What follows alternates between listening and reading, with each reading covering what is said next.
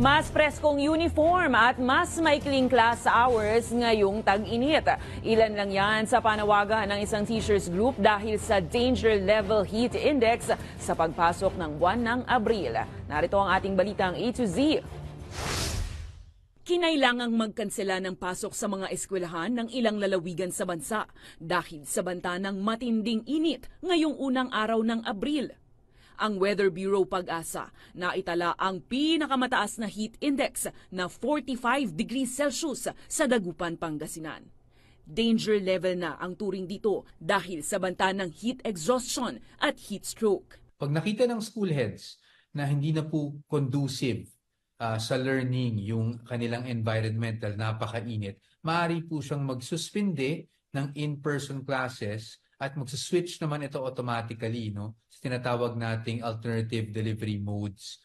Modular learning, online distance learning. Pero para sa Teachers Dignity Coalition, imbes na buong klase ang kaliwat ka ng kanselahin ngayong summer season, panawagan nila sa Department of Education, mas maikling class hours na lang na ipatutupad ng salitan sa bawat grade level. Iwasan natin yung hottest hours, kung saan nakatirik yung araw, yung between let's say 10 to 3 o'clock in the afternoon.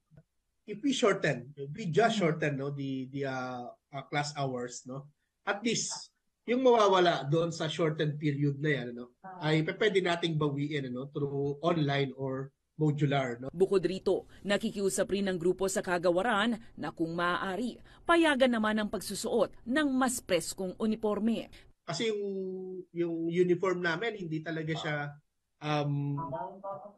fit sa ating weather, hindi siya fit sa tag-init.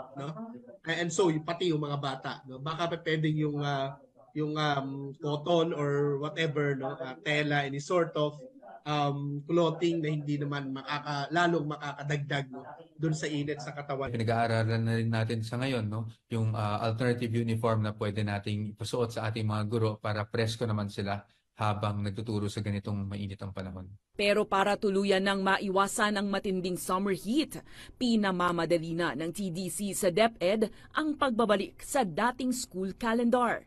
Matatanda ang target ng kagawaran na sa 2028 ay makumpleto na ang dahang-dahang pagbabalik ng school opening sa Hunyo imbes na Agosto.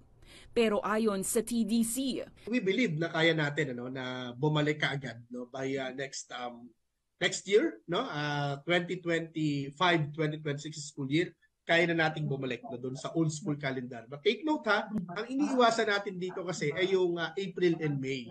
Yun yung iniiwasan natin na dapat during April and May wala tayong klase. And we believe doon sa aming scheme na ipinasa sa DepEd, papasok tayo ng school year 2025-2026 ng June.